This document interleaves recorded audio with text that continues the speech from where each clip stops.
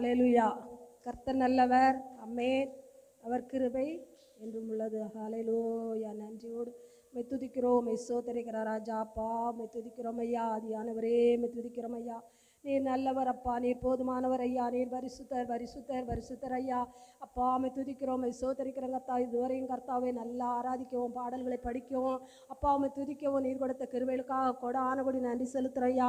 இப்பொழுதும் அது வார்த்தை கேட்க வந்திருக்கிறோம் ராஜா. அப்பா நீங்கள் பேசுங்கப்பா, நாங்கள் கேட்கிறோம் தகப்பனே. அப்பா ஸ்தோத்திராண்டவரே, என்ன வார்த்தையை நீர் கர்த்தாவை பேச சுத்தமாக இருக்கிறீரோ அந்த வார்த்தை எங்களோடு நீங்கள் பேசுங்கப்பா. அது எங்கள் ஒவ்வொருவருக்கும் அது பிரயோஜனமாக இருக்க தேவன் உதவி செய்வீராக ராஜா. ஒவ்வொருவருக்கும் அந்த வார்த்தையானது கர்த்தாவே அப்பா உங்கள் இருதயத்தில் கிரியை செய்யத்தக்க என் தேவனாய் கர்த்தர் உதவி செய்வீராக ராஜா. நன்றியோடு துதிக்கிறேன், சுத்தரிக்கிறேன். ஆமென் ஆண்டவரே. ஹல்லேலூயா. வார்த்தைக்காக ஒரு நிமிஷம் கண்களை மூடி ஜெபிப்போமா. ஹல்லேலூயா ஹல்லேலூயா. ஒரு பாட்டு படிப்போம். அந்நாள் ஆலயத்தில் காத்திருந்து ஜெபிச்சாங்க. அப்படி தானே எவ்வளோ நேரம் செலவழித்தாங்க. அது அவங்களுக்கு என்ன செய்யலை, வீணாகவே போகலை. ஒரு குழந்தைக்காக ஜெபிச்சாங்க. 5 பிள்ளைகளை ஆண்டவர் என்ன செய்தார், கொடுத்தார். அதே மாதிரி யாக்கோபு விடிய விடிய அவரோடு இருந்து போராடி ஜெபிச்சான். அவர் யாக்கோபை ஆசீர்வதிச்சார். அதே மாதிரி அவரோடு நம்ம செலவிடுகிற ஒவ்வொரு நிமிடமும் அது என்ன செய்யாது, வீணாக நம்மளுக்கு போகவே செய்யாது. நம்ம நினைக்கிறோம் நம்ம வேலையை விட்டுட்டு சொல்லி விட்டுட்டு இந்த இடத்துல நம்ம உட்கார்ந்துருக்கோமே என்னதுன்னு சொல்லி, அப்படி இல்லை. அவரோடு செலவிடுகிற ஒவ்வொரு நிமிடமும் அது நம்மளுக்கு ஆசீர்வாதமாக தான் இருக்கும். அது நம்மளை பலப்படுத்தும், நம்மளை கனப்படுத்தும், நம்மளை ஆசீர்வதிக்கும். அவரோடு நம்ம எப்பொழுதும் அவரோடு நம்ம ஒவ்வொரு நிமிஷமும் அவரோடு செலவிடும் போதெல்லாம் அது நம்மளுக்கு ஒரு ஆசீர்வாதமாக தான் ஆகும். அந்நாள் ஆசீர்வதித்த தேவன், யாக்கோபை ஆசீர்வதித்த தேவன் நம்மளை என்ன செய்வார், ஆசீர்வதிப்பார். ஆமென். தெரிஞ்ச பாட்டுன்னா எல்லாரும் சேர்ந்து படிப்போம். உம்மோடு செலவிடும் ஒவ்வொரு நிமிடமும் வீணாக போகாதையா, என்னை பலவானாய் மாற்றுதையா. உம்மோடு செலவிடும் ஒவ்வொரு நிமிடமும் வீணாக போகாதையா, என்னை பலவானாய் மாற்றுதையா. ஓ தேவ பிரசன்னம் ஆனந்தம்,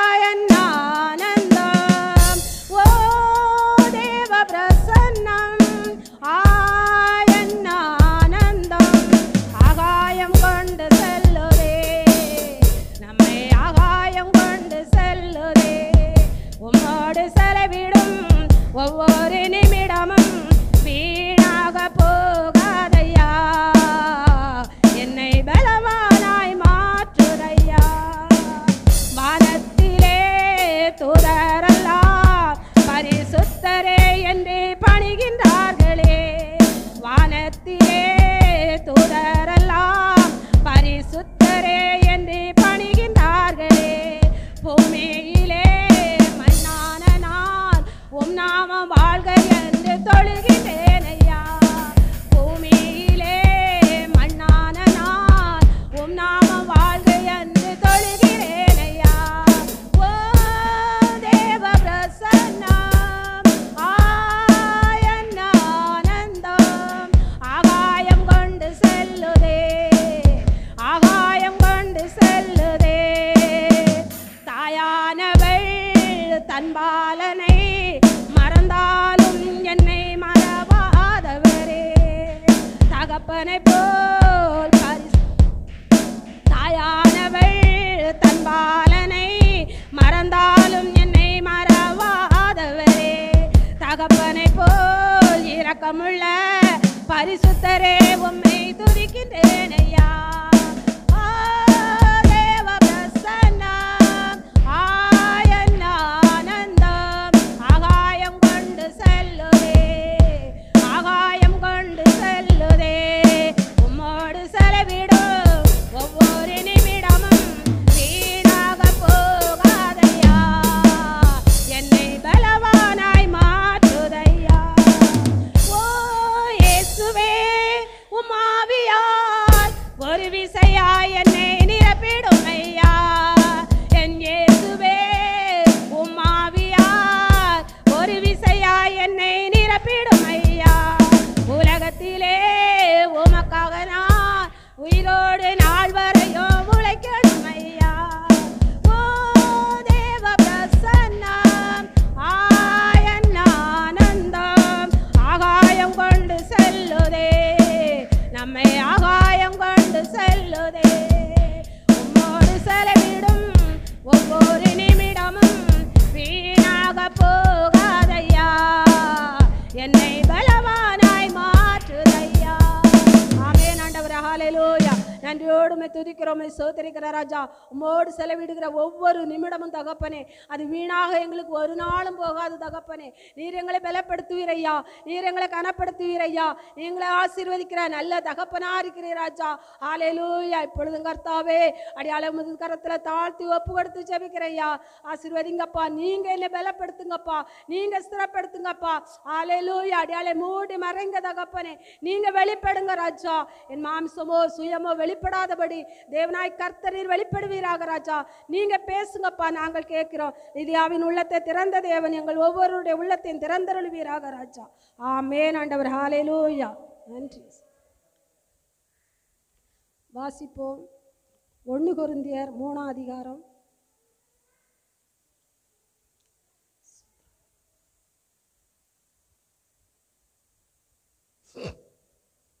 1 கொரிந்தியர் 3ஆம் அதிகாரம் 1, 2, 3.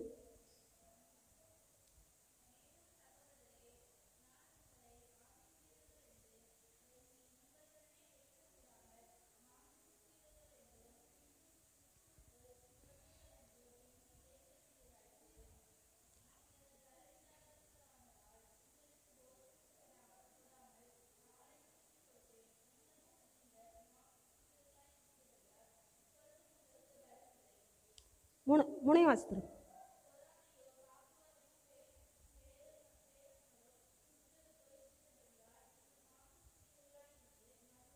மார்க்கமாய் நடக்கிறீர்கள் அல்லவா. இந்த பவுல் கொரிந்தியர் சபைக்கு எழுதுகிறாரு. எப்படி? மேலும் சகோதரரே, நான் உங்களை ஆவிக்குரியவர்கள் தான் நான் நினச்சேன். நான் நீங்கள் ஆவிக்குரியவர்களாக இருக்கன்னு தான் பேச வந்தேன். ஆனால் நீங்கள் எப்படி இருக்கீங்க? மாம்சத்துக்குரியவர்களாக இருக்கிறீங்க. அது மட்டும் இல்லை, நீங்கள் கிறிஸ்துக்குள்ளே எப்படி இருக்கிறீங்க? பிள்ளைகளாக தான் இருக்கீங்க, குழந்தைகளாக தான் இருக்கிறீங்க. நீங்கள் என்ன இன்னும் ஆவிக்குரிய வளர்ச்சியில் இல்லை. நம்ம எல்லாருமே நல்ல ஆவியில் நிரம்புறோம், நல்லா செபிக்கிறோம். ஆனால் வீட்டுக்குள்ளே போனால் நம்ம வேற ஆவியில் என்ன செய்யறதோம்? மாறி போயிருந்தோம். ஆவியானவர் நம்மளோட இருக்கிறாரா? பகல் முழுதும் நம்மளோட இருக்கிறாரா? காலையிலேருந்து சாயங்காலம் வரை நம்மளோட இருக்கிறாரா? இப்போ நம்ம அங்கே ஆராதிருக்கோம், இப்போ நல்ல பலமாக ஆராதிச்சிருக்கோம். அப்படித்தானே? ஒவ்வொருவரையும் ஆவியானவர் பலமாக நிரப்பினார், அப்படித்தானே? வல்லமையாக நிரப்பினார், அபிஷேகத்தில் நிரம்புனோம் எல்லாரும். ஆனால் வீட்டுக்குள்ளே போன உடனே வேற ஆவியானவர் நம்மளுக்குள்ள என்னது வந்துருது? வேற ஆவி நம்மளுக்கு வந்துருது. அதான் கொரிந்தியருக்கு பவுல் சொல்றாரு, நீங்க ஆவிக்குரியவர்கள் தான் நினைச்சேன், ஆனா நீங்க எப்படி இருக்கீங்க? மாம்சத்துக்குரியவர்களா தான் இருக்கீங்க. அதுலயும் கிறிஸ்துக்குள்ள நீங்க எப்படி இருக்கீங்க? குழந்தைகளா தான் இருக்கிறீங்க சொல்றாரு. அப்போ கிறிஸ்துக்குள்ள நம்ம குழந்தைகள்னா என்ன அர்த்தம்? அவர் குழந்தையாத நம்மளை என்ன செய்றார்? எவ்வளவுதான் தப்பு செய்தாலும், எவ்வளவுதான் பாவம் செய்தாலும், எவ்வளவுதான் அக்கிரமம் செய்தாலும், எவ்வளவுதான் பொய் பேசினாலும், ஆனா கர்த்தர் நம்மளை என்ன செய்றாரா? ஒரு குழந்தை போல நம்மளை நேசிக்கிறார். இப்போ இந்த சின்ன பிள்ளைகள் எவ்வளவு எடக்கு பண்ணினாலும், எவ்வளவு அக்கிரமம் பண்ணாலும் நம்மளை என்ன செய்ய மாட்டோம்? அதை என்ன செய்ய மாட்டோம்? துன்புறுத்த மாட்டோம். அதை நம்ம நேசிக்க தான் செய்வோம். ஒவ்வொரு நேரமும் அது பண்ற இடக்கு நம்மளுக்கு என்ன செய்யும்? நல்லா ஒரு சந்தோஷத்தை தான் தரும். அதே மாதிரி தான் கர்த்தர் நம்மளை என்ன செய்றாராம்? குழந்தையா பார்க்கிறாராம். நான் பவுல் சொல்றாரு, நீங்கள் பலன் இல்லாதவர்களானால் உங்களுக்கு போஜனம் கொடாமல் பாலை குடிக்க கொடுத்தேன். எப்படி இருக்கீங்க? நீங்க ஆவிக்குரிய பலன் இல்லாததுனால நான் உங்களுக்கு என்ன செய்தேன்? பாலை தான் குடிக்க கொடுத்தேன், போஜனம் கொடுக்கல.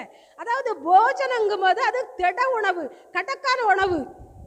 இந்த யோவான் 6:60 ஒரு வசனம் உண்டு. இப்படிப்பட்ட கடினமான உபதேசத்தை யார் கேட்பா? இந்த வசனம் வாசிங்க. யோவான் 6:60.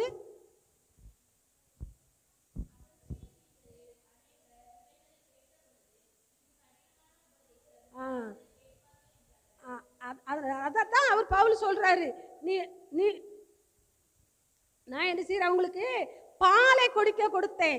நான் என்ன செய்யல? திட உணவை உங்களுக்கு என்ன செய்யலாம்? தரல. இந்த கடினமான உபதேசத்தை நான் என்ன செய்யல? உங்களுக்கு கொண்டு வரல. பாலை தான் குடிக்க கொடுத்துருக்கேன். அப்படி இருந்தாலும் நீங்க என்ன செய்யல? மனம் மாறலை. எப்படி பாலை கொடுக்க? திட உணவு கடினமான உபதேசம்னா நம்ம என்ன செய்வோமா? இடரல் அடைஞ்சு போயிருவோமா? ஏசப்பா உபதேசத்தை கேட்டு நிறைய பேர் என்ன செய்தாங்களாம்? இடரல் அடைஞ்சு போயிட்டாங்களாம். கடினமான உபதேசம். இந்த உபதேசத்தை யார் கேட்பான்னு அதே மாதிரி பவுல் சொல்றாரு, அப்படிப்பட்ட கடினமான உபதேசத்தை நான் என்ன செய்யல? உங்களுக்கு தரல. அதனால பாலை தான் உங்களுக்கு குடிக்க கொடுத்தேன். 1 பேதுரு 2:3 வாசி. 1 பேதுரு 2:3 நானே வாசிக்கிறேன்.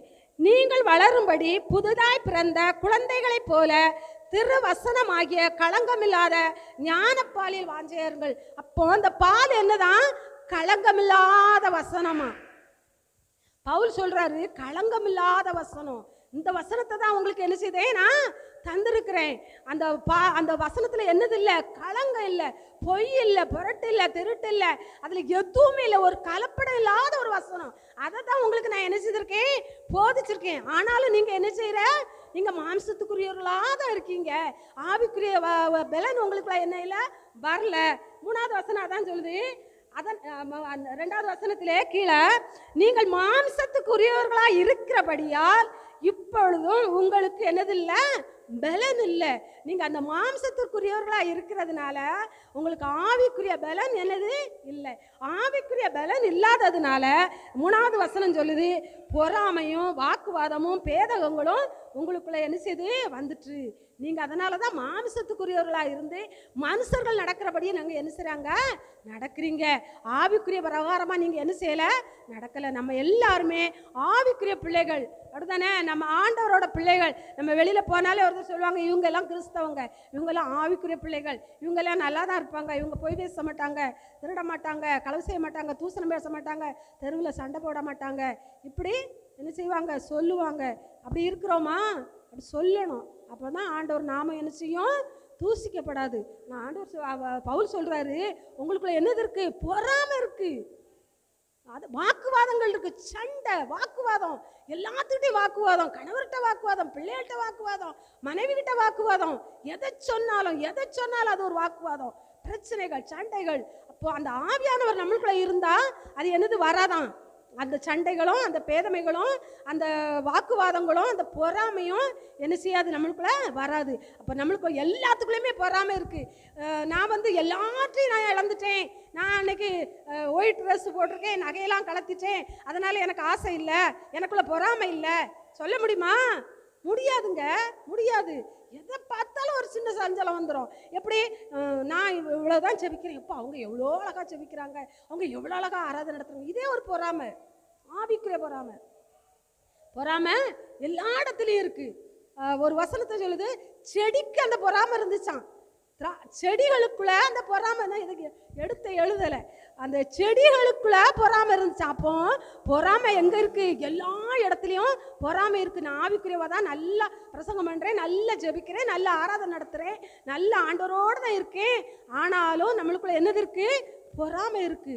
அந்த பொறாமையை குறித்து தான் இன்னைக்கு 2-3 வசனம் ஆண்டவர் எனக்கு தந்தார். 1 கொரிந்தியர் 3 அதிகாரத்தில் இதை தந்து தான் எனக்கு வசனம் தந்தார். ஆனால் எனக்கு ரொம்ப ஆச்சரியமாக இருந்தது. நான் இவ்வளோ தூரம் இந்த வசனம் நான் ரொம்ப குழம்புனேன். இந்த வசனத்தை குறித்து எப்படி பேச ஆண்டவரே, எனக்கு எப்படி தெரியலையே, இதெல்லாம் பெரிய பெரிய ஊழியக்காரங்களுக்கு கொடுக்கணும்ப்பா, எனக்கு தந்திருக்கீங்களே, நானே அறிவில்லாதவா, நான் இதை பற்றி எப்படி பேச போகிறேன்? ஆனால் பேச அதில் உள்ள ஒரு அந்த அர்த்தம் ரொம்ப ஆண்டவர் அழகாக ஒரு ஆழமான கருத்தாக இருக்குது. ரொம்ப ஆச்சரியமாக இருந்துச்சு. இவ்வளவு ஆண்டவர் நம்மளுக்கு வெளிப்படுத்தி தருவாரான்னு சொல்லி ஒரு 2-3 வரை குறித்து நம்ம பார்ப்போம். ஆதியாகமம் 26:14. ஆதியாகமம் 26:14. எடுத்தவங்க சீக்கிரமாக வாசிங்க.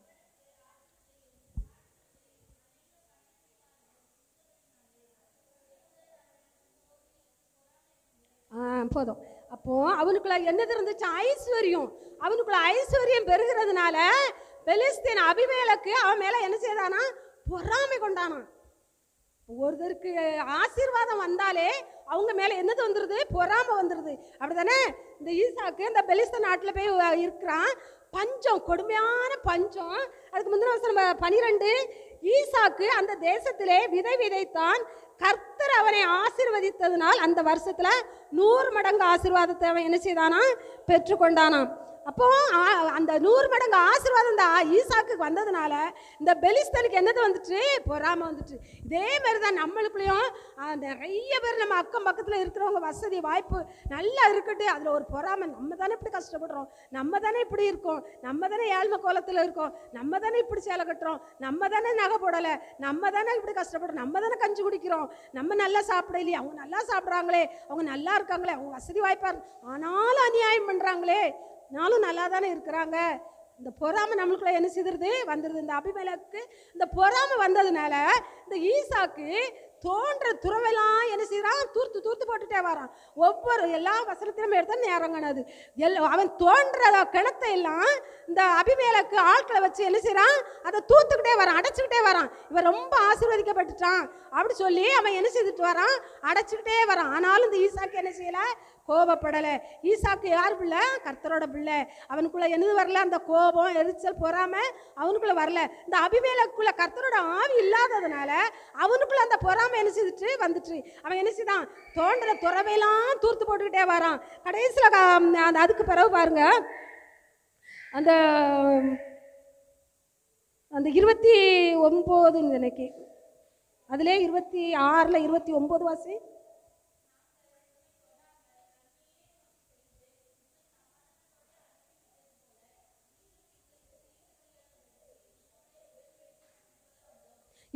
வாசி. அப்பொழுது ஈசாக்கு அவர்களை நோக்கி, ஏன் என்னிடத்தில் வந்தீர்கள்? நீங்கள் என்னை பகைத்து என்னை உங்களிடத்தில் இராதபடிக்கு துரத்தி விட்டீர்களே. அப்போ இந்த அபிமெலேக்கு இந்த ஈசாக்கு ஆசீர்வதிக்கப்பட்டதுனால அவங்க தேசத்திலே இல்லாதபடி என்ன செய்தான், துரத்தி விட்டுட்டான். துரத்தி விட்டுட்டு அவன் மீண்டும் மீண்டும் கிணறு தோண்ட தோண்ட தூத்து போட்டுச்சு. இப்போ அவனை தேடி எப்படி வரான், இந்த அபிமெலேக்கு ஈசாக்கை தேடி வரான். அதான் ஈசாக்கு சொல்கிறான், நீ தான் என்னை துரத்தி விட்டுட்டீங்களே, மாதிரியா என்னை தேடி வாரீங்க அப்படின்னு சொல்லி ஈசாக்கு கேட்குறான். அப்போ தான் அபிமெலேக்கு சொல்கிறான் 29ல் கீழே, நீர் கர்த்தரால் ஆசீர்வதிக்கப்பட்டவராமே. அப்போ இந்த ஈசாக்கு கர்த்தரால் தான் ஆசீர்வதிக்கப்பட்டிருக்கான்னு சொல்லி இந்த அபிமெலேக்கு என்ன செய்தான், தெரிந்து கொண்டான்.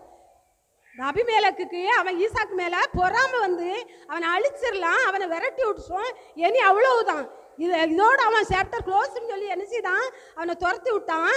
ஆனால் கர்த்தர் அவரோடு இருந்ததுனால கர்த்தர் அவனை என்ன செய்தாரு, ஆசீர்வதித்தார். பஞ்ச காலத்தில் அவன் என்ன செய்யறான், விதைக்கிறான். 100 மடங்கு ஆசீர்வாதத்தை கர்த்தர் என்ன செய்றார், கட்டளை இடுகிறார். அதுக்கு அடுத்தால பாருங்க, அந்த அபிமெலேக்க அப்போ அந்த அபிமெலேக்கு விரட்டி விட்டுச்சான் ஈசாக்க பொறாமையினால.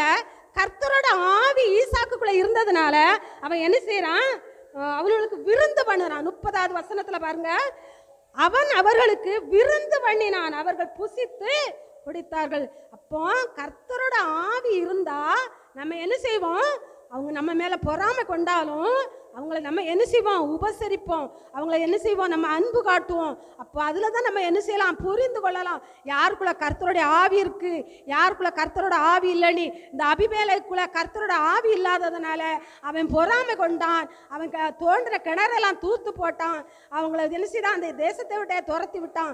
ஆனால் ஈசாக்கோட கர்த்தரோட ஆவி இருந்ததுனால கர்த்தர் அந்த பஞ்ச காலத்திலையும் அவனை என்ன செய்தார், ஆசீர்வதித்தார். அவனை அந்த அபிமெலேக்கு அவன் துரத்தி விட்டவனை வந்து கர்த்தரால நீங்க ஆசீர்வதிக்கப்பட்டவராமே அப்படி சொல்லத்தக்க கர்த்தர் அவனுக்கு என்ன செய்தார், அனுக்கிரகம் பண்ணினார். இதுதான் கர்த்தருடைய பிள்ளைகளுக்கும் புறஜாதிகளுக்கும் உள்ள வித்தியாசம். இப்போ நம்ம கர்த்தருடைய பிள்ளைகளுக்குள்ள அந்த பொறாமை என்னதுக்குள்ள வரக்கூடாது. புறஜாதி மக்களுக்குள்ள வரலாம், கர்த்தருடைய பிள்ளைகளுக்குள்ள அந்த பொறாமை என்ன செய்யக்கூடாது, வரக்கூடாது.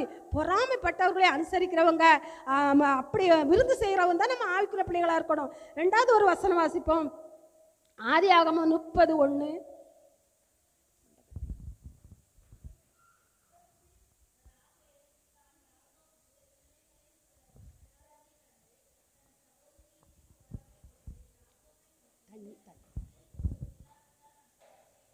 ஆமென், அல்லேலூயா.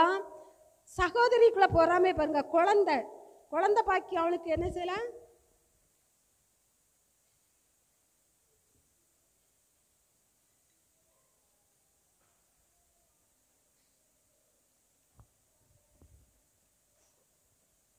ஹல்லேலூயா, ஆமென், ஆண்டவரே ஸ்தோத்திரப்பா, ஹல்லேலூயா. 31 ராகேல் தான் யாக்கோபு பிள்ளைகளை பெறாததுனால சகோதரி மேலே என்ன செஞ்சுட்டு பொறாமை வந்துட்டு. அப்போ சகோதரிக்கு குழந்தை இருக்கு, தங்கச்சி அக்காளுக்கு குழந்தை இருக்கு, தங்கச்சிக்கு என்ன இல்லை, குழந்தை இல்லை. அதனால அவளுக்குள்ள என்னது வருது, பொறாமை வருது. அப்போ அந்த பொறாமைனால அவள் என்ன செய்யறா, அவள் கணவர்கிட்ட சண்டை போடுறா, நீர் எனக்கு என்ன செய்யும், பிள்ளை கூட இல்லைன்னா நான் என்ன செய்ய போறேன், சாக போறேன். இந்த பொறாமை வந்து யாருக்குள்ள இருந்து, ராகேலுக்கு இருந்து, அந்த லேயாளுக்குள்ள அது இல்லை. அதனால இந்த ராகேல் என்ன செய்யறா, இடையில போகும்போதே 34 வாசி, அந்த 31 30 31 34.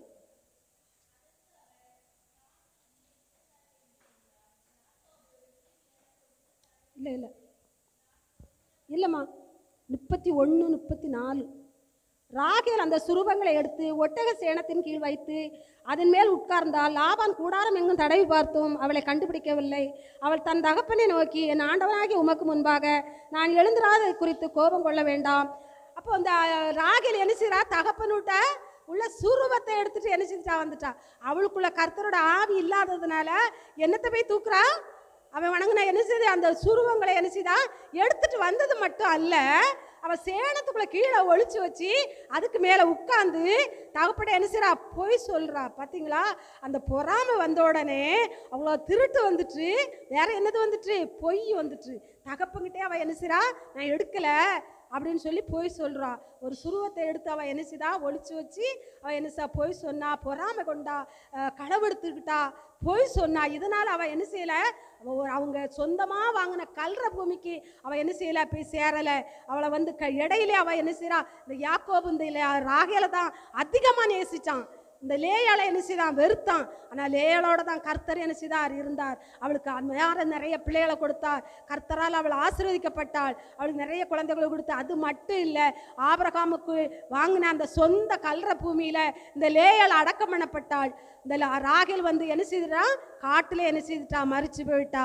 அப்படிதான் இன்னைக்கு நம்மளுக்குள்ள பொறாமை இருக்கா, திருட்டு வந்துடும், பொய் வந்துடும், எல்லாம் வந்துடும். பொறாமையினால எல்லாமே வரும். அந்த பொறாமை பொல்லாதது, அந்த பொறாமை எலும்புருக்கி, அந்த பொறாமை என்ன செய்யுமா, அதுக்கு முன்னாடி நிற்கிறதுக்கு ஒருவராலையும் கூடாதான். அப்படிப்பட்ட ஒரு பொறாமை. அதனால தான் இந்த லேயாள் என்ன செய்தா, இந்த ராகேல் என்ன செய்தா, தவறுக்கு மேலே தவறு செய்து அழிஞ்சு போயிட்டா. அதே மாதிரி நம்மளும் என்ன செய்யக்கூடாது, இருக்கக்கூடாது. நம்மளுக்குள்ள அந்த பொறாமை என்ன செய்யக்கூடாது, வரக்கூடாது. பிரஜாதி மக்களுக்குள்ளே இருக்கிற பொறாமை நம்மளுக்குள்ளே என்ன செய்யக்கூடாது, ஒரு நாளும் என்ன செய்யக்கூடாது, வரக்கூடாது. அதனால் நம்ம என்ன செய்யலாம், கர்த்தருக்குள்ளே நம்ம கர்த்தருடைய ஆவியானவருக்குள்ளே நம்ம என்ன செய்யலாம், நம்மளை சேர்த்து கொள்ளலாம். ஹல்லேலூயா ஆமென். அடுத்தால ஆதியாகமம் 37 4 11 37 4 11.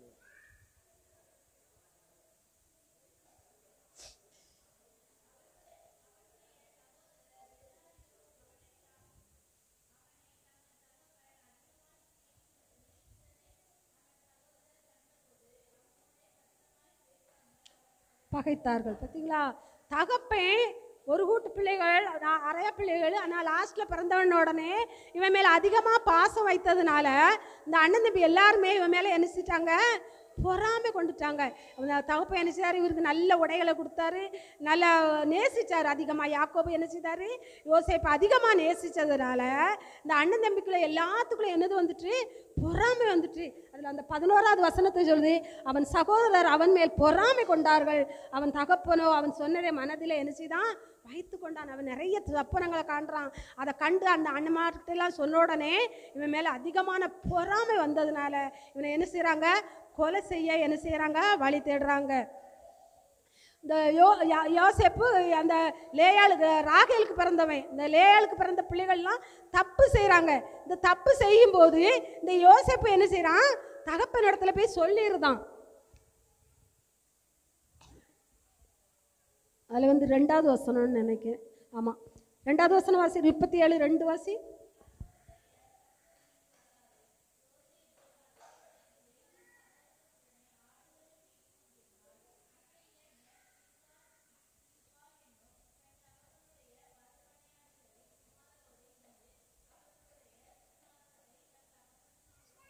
பார்த்தீங்களா, அந்த அண்ணன் தம்பிலாம் அவங்க எல்லாம் செய்கிற துன்மார்க்கத்தை இந்த யோசேப்பு என்ன செய்கிறான், போய் சொல்லிடுறான். அப்போ யோசேப்போடு யார் இருக்கா, கர்த்தருடைய ஆவியானவர் இருக்காரு. அதனால தான் இந்த அண்ணன் தம்பிலாம் செய்கிறது தப்புன்னு தெரிஞ்சு அவன் என்ன செய்கிறான், தகப்பன்கிட்ட போய் எல்லாத்தையும் போட்டு விட்டுருதான். இவங்க இப்படி செய்கிறாங்கப்பா, அந்த அநியாயம் பண்ணுறாங்க, அக்கிரமம் பண்ணுறாங்க அப்படின்னு சொல்லி தகப்பன்கிட்ட சொல்லி கொடுத்த உடனே அந்த அவனுக்கு இதனால தான் பாதி அவன் மேலே என்னது வருது, கோபமும் பொறாமை வருது. இவனை எப்படியாவது நம்ம என்ன செய்யணும், அழிச்சிடணும், கொண்டுறணும், இவனை நம்ம என்ன செய்யக்கூடாது, வைக்கக்கூடாது அப்படின்னு சொல்லி எல்லாரும் என்ன செய்கிறாங்க, அவனை கொல்றணும்னு சொல்லி ஒரு குழிக்குள்ளே என்ன செய்கிறாங்க, தூக்கி போட்டுருந்தாங்க.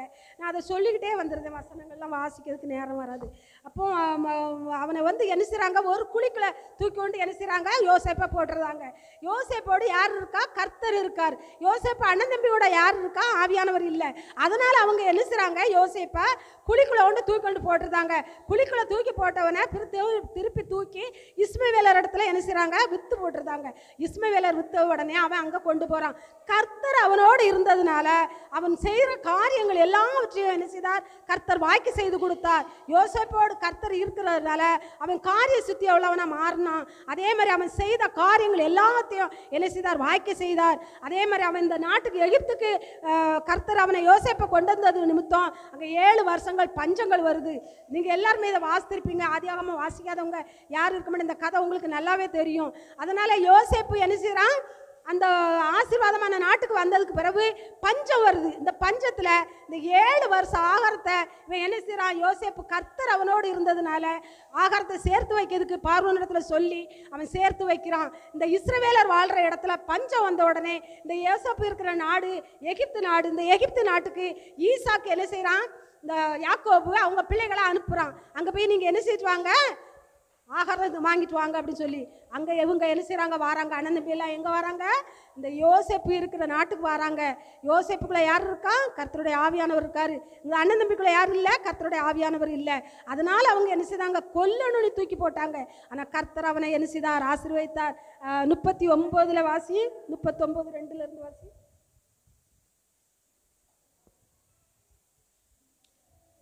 எடுத்துருவியா, நான் வாசிக்கிட்டான். கர்த்தர் யோசேப்போடு இருந்தார், அவன் காரிய சுத்தி உள்ளவனானான். அவன் எகிப்தியன் ஆகிய தன் எஜமானுடைய வீட்டிலே இருந்தான். கர்த்தர் அவனோடு இருக்கிறார் என்றும் அவன் செய்கிற காரியங்கள் எல்லாவற்றையும் வாய்க்க பண்ணுகிறார் என்றும் அவன் எஜமானன் கண்டு யோசேப்பினோட தயவு வைத்து அவனை என்ன செய்கிறான், அந்த பார்வோன் என்ன செய்கிறான், அந்த நாட்டுக்கே அவனை என்ன செய்கிறான், அதிகாரியாக என்ன செய்யறான், மாற்றிடுறான். இங்கே தான் அவங்க என்ன செய்கிறாங்க, வராங்க. அண்ணன் தம்பி எல்லாருமே உணவு வாங்குறதுக்கு வராங்க. அப்போ இந்த யோசேப்பு என்ன செய்கிறான், அண்ணன் தம்பியை கண்டு அவங்களுக்கு என்ன செய்கிறான், ஆகாரம் கொடுத்து அவங்கள என்ன செய்கிறான், அனுப்புகிறான். ஏன்னா இந்த அண்ணன் தம்பி எல்லாருமே இந்த யோசேப்பை கொல்ல தான் பார்த்தாங்க. அப்படிதானே, குழிக்குள்ளே போட்டாங்க, 2வது விற்றாங்க, கொல்லணும்னு சொன்னாங்க. ஆனால் கர்த்தர் அவனோடு இருந்ததுனால இந்த அண்ணன் தம்பி எல்லாருமே 7 வருஷம் பஞ்சத்தில் வரும்போது அவங்களுக்கு ஆகாரத்தை கொடுத்து அவங்கள என்ன செய்தான், பட்சமாக அவன் பேசி அவங்கள என்ன செய்தான், அனுப்பி வைத்தான் இருக்கு வசனம்.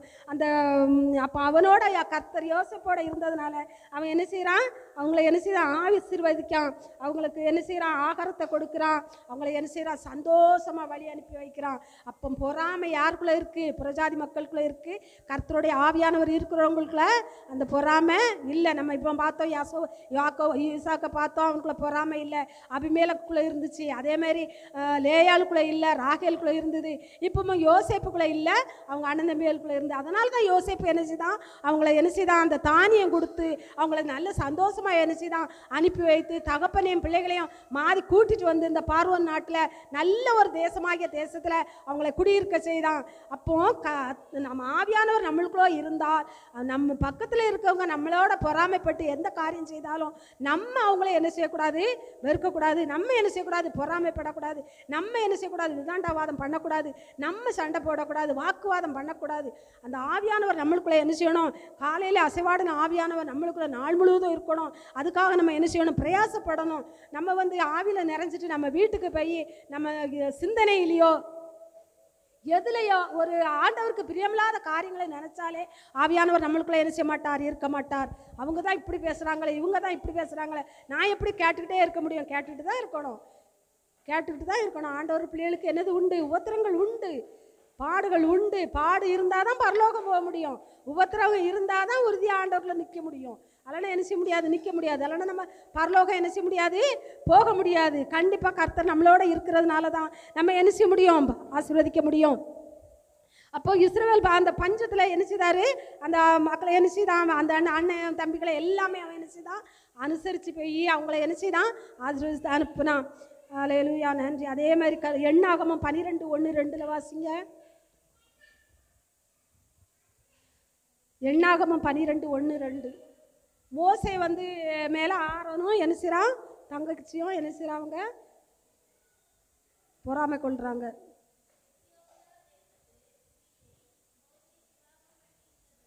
நேரம் பேச முடியாது.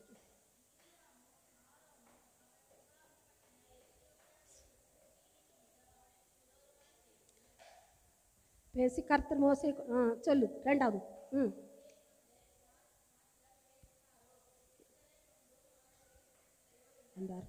கதை அது யார் கேட்டால் ஊழியத்துலேயும் நான் தான் முதலாதே சொன்னேன். நம்ம ஆவிக்குரியவர்களாக இருந்தாலும் நம்மளுக்கு என்னது வரும், பொறாமை வரும்.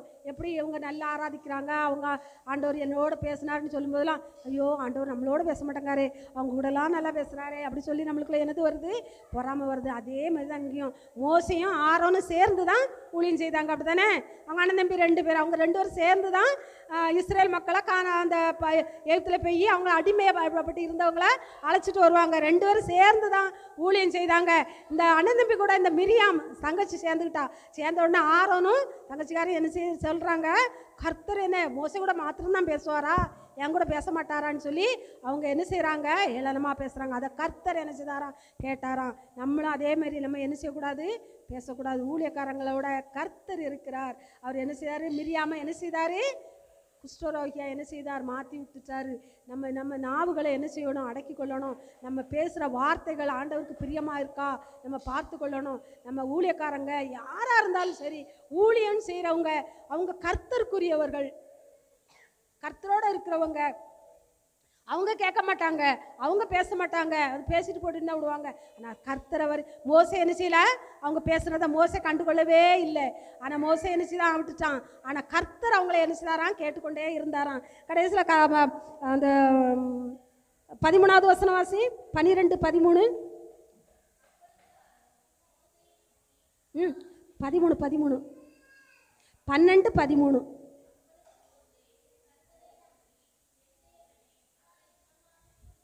இந்த மோசைக்கு விரோதமாக தான் அவங்க என்ன செய்தாங்க, பேசினாங்க. மிரியாம் என்ன செய்ய, மிரியாலும் ஆரோனும் என்ன செய்தாங்க, மோசைக்கு விரோதமாக தான் பேசினாங்க. ஆனால் அந்த மோசை அவங்களுக்காக என்ன செய்கிறான், விண்ணப்பம் பண்ணுறான். ஆண்டவரே அவள் குஷ்டரோகியா மாறிட்டாப்பா, அவளை மாற்றிருங்கப்பா அப்படின்னு சொல்லி. இப்போ ஆண்டவர் சொல்கிறாரு, அவள் எப்படி ஏளனம் பண்ணா, 1 வாரமாவது அவள் என்ன செய்யணும், பாளையத்துட்டு விலைக்கு தான் இருக்கணும் அப்படின்னு சொல்லி ஆண்டவர் என்ன செய்தார், பனிஷ்மெண்ட் கொடுத்தாரு. அதே மாதிரி இன்றைக்கி நம்மளும் என்ன செய்யணும், ஆண்டவருக்கு பயந்த வாழ்க்கை வாழணும். ஒரு தடவை பேசுகிறதுக்கு முன்னாடி நம்ம என்ன செய்யணும், கர்த்தர் பார்த்து கொண்டு இருக்கிறாருன்னு சொல்லி நம்ம என்ன செய்யணும், புரிந்து கொள்ளணும்.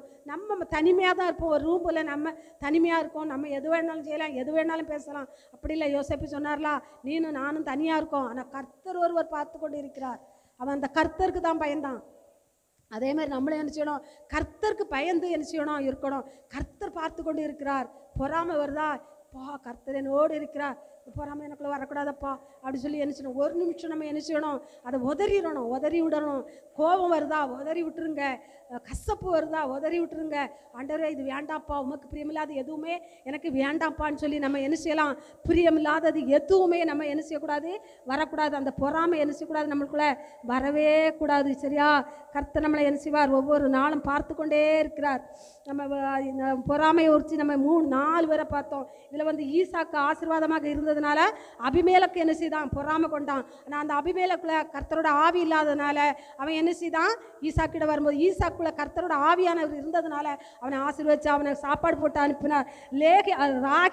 ராகேலுக்குள்ள ஆவியானவர் இல்லாததுனால அவள் பொய் பேசுறது வண்டி வந்துச்சு, களவெடுக்க வேண்டியது வந்துச்சு. ஆனால் அவள் என்ன செய்யலை, கல்ற பூமிக்கு சேர்க்கப்படையில, அந்த கானானுக்குள்ளே போகலை. அந்த கானானுக்குள்ளே போகணும்னா நம்ம என்ன செய்யணும், பரிசுத்தமாக இருக்கணும். பொய் உதடுகளுக்கு காத்துக்கொள்ளணும், களவுகளுக்கு காத்துக்கொள்ளணும், பொறாமைகளுக்கு நம்ம விலைக்கு என்ன செய்யணும், இருக்கணும். அதனால் அவள் கல்றைக்கு செல்லவில்லை. அந்த லேயாள் என்ன செய்தா, பரிசுத்தமாக மனுமனையோடு இருந்ததுனால அவன் அந்த கல்ற பூமிக்கு என்ன செய்தா, சேர்க்கப்பட்டாள். அதே மாதிரி யோசேப்பு கூட கர்த்தர் இருந்ததுனால அவங்க அண்ணன் தம்பியெல்லாம் என்ன செய்தான், அனுசரித்து போய் அவங்களுக்கு வேண்டிய ஆகாரத்தை கொடுத்து அதே நாட்டில் அவங்கள என்ன செய்தான், குடியிருக்க வச்சான். அப்போ இந்த பொறாமை இருக்கிறவங்களுக்கும் பொறாமை இல்லாதவர்களுக்கும் வித்தியாசத்தை நம்ம என்ன செய்தோம் பார்த்தோமா. நம்ம ஆவியானவர் யாருக்குள்ளே இருக்காரு, பொறாமை இல்லாதவர்களும் ஆவியானவர் நம்மளுக்குள்ளே இருக்கிறார். அப்படி தானே? அப்போ நம்மளுக்குள்ள அந்த பொறாமை என்ன செய்யக்கூடாது, வரக்கூடாது. அப்போ இந்த பொறாமை வந்தால் அதுக்கு என்ன தண்டனை உண்டு பாருங்க. 2 காரியங்களை சொல்கிறேன், ஒன்று உண்டு ஒன்று இல்லை. எசேக்கியேல் 35:11 நானே சொல்லிடுறேன். நியாய தீர்ப்பு நாளில் பொறாமை உள்ளவர்களுக்கு நியாய தீர்ப்பு உண்டாம். நான் இதைத்தான் சொன்னேன். ஆண்டவர் வார்த்தை தந்தாரு. ஆண்டவரே இந்த வார்த்தையை என்னால் நான் எப்படி இதெல்லாம் பேச முடியும்? உண்மையிலே அது அப்படித்தான். அந்த வார்த்தை பெரிய பெரிய ஊழியக்காரங்க பேசினா 2 மணி 3 மணி நேரம் அழகாக பேசலாம். அவ்வளோ ஒரு அழகான வசனம், நல்ல ஒரு வார்த்தைகள். இது மனம் திரும்புவதற்கு ஏற்ற வார்த்தைகள். இதை பேசும்போது நிறையவர் குத்தப்படலாம், நிறையவர் மனம் திரும்பலாம். அதுக்கேற்ற ஊழியக்காரங்க பேசணும். நம்ம படிப்பறிவு இல்லாதவங்க, நம்மளுக்கு அவ்வளோ ஞானம் கிடையாது, காத்திருக்க தெரியாது நம்மளுக்கு. அதனால் இவ்வளவுதான் நம்மளால் முடியும். ஒரு 1/2 மணி நேரம் தான் பேச முடியும். அதுக்கு மேலே நம்மளால் என்ன செய்யாது. வயசையும் அப்படி தான் பேச முடியாது. அந்த அப்படி மூச்சு அடக்கி பேச ரொம்ப நேரம் நம்மளுக்கு என்ன செய்ய முடியாது, பேச முடியாது. பார்த்தீங்களா, எசேக்கியேல் 35:11 என்னது உண்டு? பொறாமையில் உள்ளவர்களுக்கு நியாய தீர்ப்பு உண்டு. என்னொன்னு இல்லை. எது இல்லை? தேவனுடைய ராஜ்யத்தில் இடம் கிடையாதான். கலாத்தியர் 5:21 வாசிங்க. கலாத்தியர் 5:21.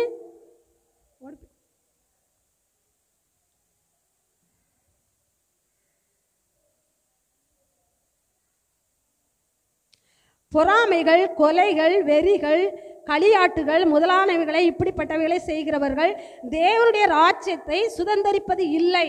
பார்த்தீங்களா, அதில் என்னது வந்திருக்கு? பொறாமைகள் தான் முதலாவது கொடுத்துருக்கு. அப்போ அந்த பொறாமை இருந்தால் நம்ம தேவனுடைய ராஜ்யத்தில் என்ன செய்ய முடியாதான்? பிரவேசிக்க முடியாதான். அடுத்தவங்க பொருளுக்கு நம்ம என்ன செய்யக்கூடாது? ஆசைப்படக்கூடாது. அடுத்தவங்க வச்சிருக்கிறதுக்கு நம்ம என்ன செய்யக்கூடாது? பொறாமைப்படக்கூடாது. ஒரு ஊழியக்காரர்கிட்ட ஒரு அம்மா ஜெபிக்க போனாங்களாம். அப்போ செபிக்க போனோடனே போய் முழங்கால் படி போட்ட உடனே அந்நிய பாசையில் பேசி ஜெபம் பண்ணிக்கிட்டே இருக்காங்களாம். அந்நிய பாசையில் பேசுகிறாங்களாம், பேசி செபிக்கிறாங்களாம். அந்த ஊழியக்காரது பார்த்துக்கிட்டே இருந்தாராம். நிறுத்தமாவும் அந்நிய பாசையா அப்படின்னாராம். அந்த அம்மாக்கள் என்னையா சொல்கிறீங்க அப்படின்னு சொல்லலாம். உன் வீட்டுக்கு போ, நீ பக்கத்து வீட்டில் விழுந்த தென்னை மட்டையை உன் வீட்டில் எடுத்து போட்டு வந்தாலாம், போய் எடுத்து போட்டு வா அப்படின்னு சொன்னாராம். பக்குனிட்டு அவளுக்கு ஒரு தென்னை மட்டைங்க 10 பைசா கூட விற்க முடியாது, 10 பைசாவுக்கு பெறாது. அவள் அதில் கிடத்த எடுத்து அவள் அவசரத்தில் உள்ள போட்டு அவள் பாட்டில் போயிட்டா. அது கூட ஆண்டவருக்கு பிரியம் இல்லைங்க. அது கூட ஆண்டவருக்கு பிரியம் இல்லை. நித்திய ஜீவனுக்குள்ள நம்ம பிரவேசிக்க முடியுமா? நம்ம பிரயாசப்படுறது என்ன காரணத்துக்காக பிரயாசப்படுறோம்? எதுக்காக சர்ச்சுக்கு வரோம்? எதுக்காக சபை கூடுதலில் வரோம்? நித்திய ஜீவனுக்காக தாங்க. உலக பிரகாரம் ஆசீர்வாதம் கொஞ்ச நாள் தான், அது அழிஞ்சு போயிடும். கொஞ்ச நாள் தான், இன்னைக்கு இருக்கும் நாளைக்கு போயிடும். நித்திய ஜீவனுக்குள்ள போகணுங்க. அதுக்கு நம்ம பிரயாசப்படணும். ஒவ்வொரு நாளும் அதுக்கு நம்ம ஆயத்தப்படணும். ஒவ்வொரு நாளும் ஆயத்தப்படணும். நம்ம ஒவ்வொரு நாளும் வார்த்தையில கேட்குறோம். யூடியூப்பில் நிறைய வார்த்தையில கேட்குறீங்க, நிறைய வசனங்களை கேட்குறீங்க. வாரந்தோறும் ஞாயிற்றுக்கிழமை சர்ச்சில் வார்த்தையில கேட்குறீங்க. கேட்டு நம்ம என்னையும் சேர்த்து தான் நான் சொல்கிறேன். நான் பரிசுத்தவான்னு நான் என்ன செய்ய மாட்டேன், சொல்ல மாட்டேன். யாருமே பரிசுத்தவான் கிடையாது. கர்த்தர் ஒருவரை தவிர யாரும் நல்லவங்க கிடையாது. நம்ம அவர் அடிச்சுவடியில் நடக்கலாம், அவரை போல வாழறதுக்கு பிரயாசப்படலாம். அந்த பரலோக ராஜ்யத்தை சுதந்திரத்து கொள்ளதுக்கு ஏற்ற காரியங்களில் நம்ம என்ன செய்யலாம், முயற்சி செய்யலாம். அதுக்கடுத்தால பொறாமைக்குள்ள யாரு மேலெல்லாம் பொறாமை கொள்ளக்கூடாதுன்னு ஆண்டவர் சொல்லியிருக்காரு பாருங்க. நியாயக்கேடு செய்கிறது மேல பொறாமை கொள்ளாதே. நியாயக்கேடு அதாவது அவங்க நியாயம் தீர்க்கவே மாட்டாங்க, அநியாய தீர்ப்பு செய்யறாங்க. அவங்க மேல நீ ஏன் பொறாமை கொள்ற? அவன் அப்படிதான் இருப்பான். உனக்கு ஏன் பொறாமை வருது? அவன் அப்படிதான் இருப்பான். அநியாயம் செய்வன் இன்னும் அநியாயம் செய்யட்டு, அக்கிரமம் செய்ய விட்டு இன்னும் செய்யட்டு. அப்படிதான் ஆண்டவர் வச்சிருக்கிறாரு. அவன் அப்படிதான் இருப்பான். நீ அவன் மேல பொறாமை கொள்ளாத. சங்கீதம் 37:1 இருக்கு. நியாயக்கேடு செய்யறவள் மேல நீ என்ன செய்யாத, பொறாமை கொள்ளாத. அதே மாதிரி அடுத்தால நீதிமொழிகள் 3:31 இருக்கு. கொடுமை உள்ளவன் மேல் பொறாமை கொள்ளாதே. கொடுமை செய்யறவங்க அவன் கொலை செய்ய தான் செய்வான், கொள்ளையடிக்க தான் செய்வான், அநியாயம் தான் பண்ணுவான், கற்பழிப்பான், எல்லாம் செய்வான். அவன் மேல பொறாமை கொள்ளாத. நீ அவனுக்காக ஜெபம் பண்ணு. கொலை செய்கிறவர்களுக்கும், கொள்ளை அடிக்கிறவங்களுக்கும், அநியாயம் செய்கிறவர்களுக்கும், அக்கிரமக்காரர்களுக்கும் நம்ம ஒவ்வொரு நாளும் என்ன செய்யணும், ஜெபம் பண்ணணும். ஆண்டவரே மனம் திரும்பணையா, மனம் திரும்பணையா. நான் திசைநல பஸ் ஸ்டாண்டில் வரும்போது நிறைய பேர் அந்த பஸ் ஸ்டாண்டில் யாராவதுக்கு வந்து உட்காந்துருந்தாங்க, கோயிலுக்கு போகிறவங்க. அப்போ ஆண்டவர்கிட்ட, ஆண்டவரே இந்த ஆத்மாலாம் ரசிக்கப்படாதா, இந்த ஆத்மாலாம் ரசிங்கப்பா, இந்த ஆத்மாலாம் அழிஞ்சு போகுதே, அதெல்லாம் ரொம்ப வயசானவங்க. அப்போ இதெல்லாம் நாளை சரி மறிச்சா நரகத்துக்கு தானே போவோம், ஆத்மாலாம் ரசிக்கப்படணுமே ஆண்டவரே அப்படின்னு சொல்லி நம்ம நினச்சிதான். அப்படிதான் அவங்களுக்காக நம்ம ஜெபம் பண்ணணும், ஆண்டவர்கிட்ட மன்றாடணும். ஆண்டவரே இவங்களெல்லாம் ரட்சிங்கப்பா. அவங்க மேலே பொறாமைப்பட்டு நம்ம ஒன்றுமே செய்ய போகிறது ஒன்றும் கிடையாது. அவங்க புத்தி தான் நம்மளுக்குள்ளேயும் வந்துடும். அவங்கள பார்த்து பார்த்து பார்த்து பார்த்து அவங்க மேலே பொறாமைப்பட்டு நம்மளுக்குள்ளே அந்த ஆவி என்ன செய்கிறோம், வந்துடும். அதனால் நம்ம என்ன செய்யக்கூடாது, கொடுமை உள்ளவன் மேலே என்ன செய்யக்கூடாது, பொறாமை கூடாது. நம்ம மனசு யார் மேலேயும் பொறாமை கொள்ளக்கூடாதான். நம்ம மனசு யார் மேலேயும் பொறாமல் கொள்ளக்கூடாதான். அப்போ நம்ம மனசு யாருக்கு மட்டும்தான் சொந்தம்? கர்த்தருக்கு மட்டும்தான் சொந்தம், ஆவியானவருக்கு மட்டும்தான் சொந்தம். நம்ம என்ன செய்யக்கூடாது? பொறாமை யார் மேலேயும் என்ன செய்யக்கூடாது? கொள்ளக்கூடாது. நிறைய வார்த்தைகள் எடுத்தேன். பொல்லாதவர்கள் மேலே பொறாமை கொள்ளக்கூடாது, துன்மார்க்கன் மேலே பொல்லாமல் கொள்ளக்கூடாது. யார் மேலேயுமே ஒருவர் யார் மேலேயுமே நம்ம என்ன செய்யக்கூடாது? பொறாமை வரக்கூடாது. நம்ம ஆவியானவர் நம்மளுக்குள்ளே இருக்கிறதுனால நம்ம யார் மேலேயும் பொறாமை கொள்ளாதபடி ஆவியானவருக்குள்ளே நம்ம என்ன செய்வோம்? ஐக்கியமாக கொள்ளுவோம். அவருக்குள்ளே நம்ம ஐக்கியமாக இருப்போம். அப்போ அந்த பொறாமை நம்மளுக்குள்ளே என்ன செய்யாது? வராது. இன்னைக்கு இருந்தாலும் நம்ம மனம் தரும்புவோம். அந்த பொறாமையை நம்ம தூக்கி போட்டுருவோம். அந்த பொறாமை வருதா ஒரு நிமிஷத்தில் உதறி விட்டுருங்க. எனக்குள்ளே வராத, நான் பொறாமைப்பட மாட்டேன் அப்படி சொல்லி நம்ம என்ன செய்வோம்? ஏன்னா பொறாமை அந்த நித்திய ஜீவனுக்குள்ளே நம்ம என்ன செய்ய முடியாதான்? பிரவேசிக்க முடியாதான். அந்த பொறாமை எப்படிப்பட்டதுன்னு ரெண்டு காரியத்தை சொல்லிடுறேன். நீதிமொழிகள் 14:30 சொல்லு. அது எலும்புரிக்கான். அந்த பொறாமை நம்மளுக்குள்ள இருந்தா அந்த எலும்பை என்ன செய்திருமா? உரிக்கிருமா. அந்த அளவுக்கு அந்த எலும்பு, அந்த பொறாமை பொல்லாததான். அந்த எலும்புகளை என்ன செய்திருமா? உருக்கிக்கிட்டே இருக்குமா அந்த பொறாமை. அவங்களுக்குள்ள இருக்க பொறாமை நாளுக்கு நாள் வளர்ந்துக்கிட்டே இருக்கு. ஏப்பா அப்படி இருக்கானே, அப்படி இருக்காவளே, அவ அநியம் செய்யறாவ, அக்கிரமம் செய்யறாவ, இவதானே நல்லா இருக்காவ, கொலைசிதானே நேத்து அவன் தானே நல்லா இருக்கான், அங்கே கொள்ளையடிச்சானே அவன் தானே நல்லா இருக்கான் அப்படி சொல்லி நம்ம ஆளுக்குள்ள அந்த பொறாமை என்ன செய்யக்கூடாது? வரவே கூடாது. அந்த பொறாமை என்னதான்? எலும்பூரிக்கான். அடுத்தால ஒரு வசனம் சொல்லுது, அது யோபு 5:2 சொல்லுது, புத்தி இல்லாதவர்களே அது என்ன செய்யுமா?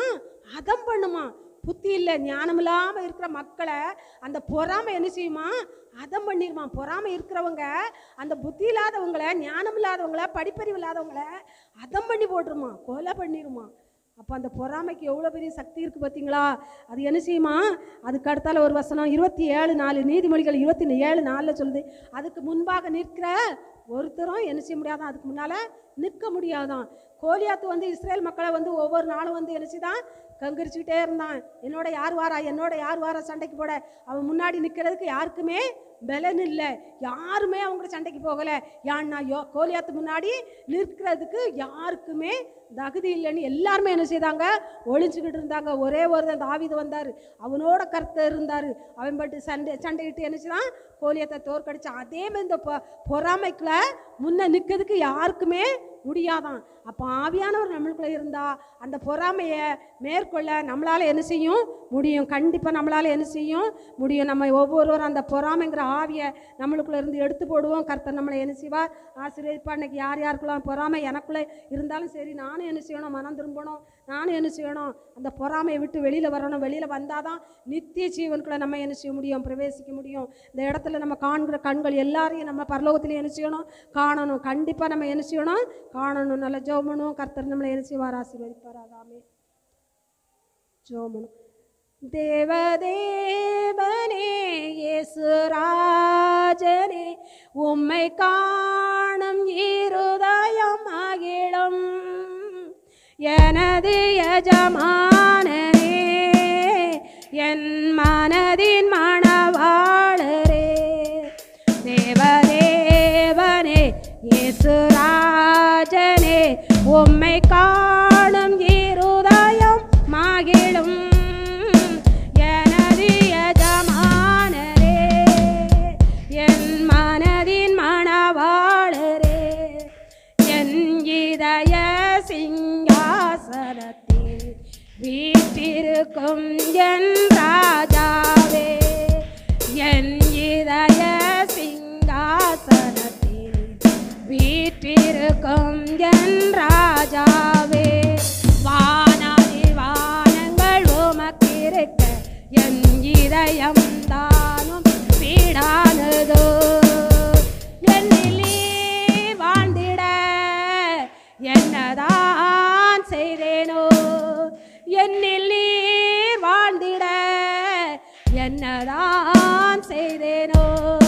தேவதேவனே இயேசு ராஜனே, உம்மை காணும் இருதயம் மகிழும்.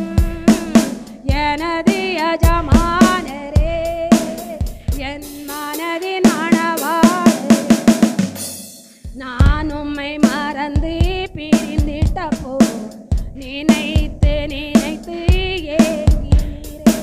நான் உம்மை வெறுத்து ஓடின போ நீர் என்னை உயிராக நேசித்தீரே. நான் உம்மை